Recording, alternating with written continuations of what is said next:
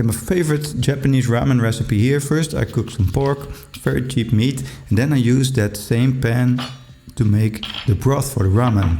I add some ginger, garlic and onion to the pot so that can all boil nicely. And then I add some dashi granules. Now this is my favorite brand right here from Simaya. It has the right taste for this ramen broth. Then I add some Lea Perrins Worcestershire sauce. I think this one has the right amount of acidity and umami flavor for this Japanese dish. Just add a few drops in there and a few more. It's a large pot, so it does need to absorb quite a bit. Then add some mirin.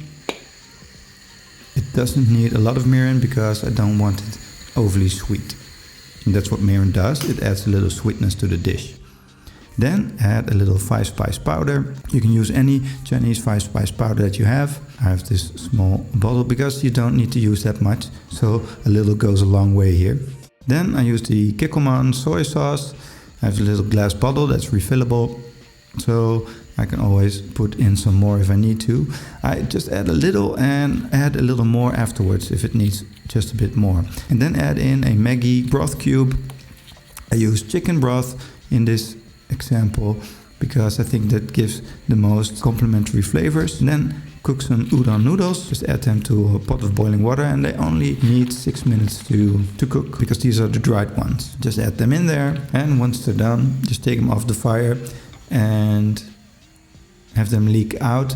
I always use a little cold water to make sure they don't stick together because you'll be adding these cold to the bowl, so it doesn't matter if they're hot or not. Then create the bowls.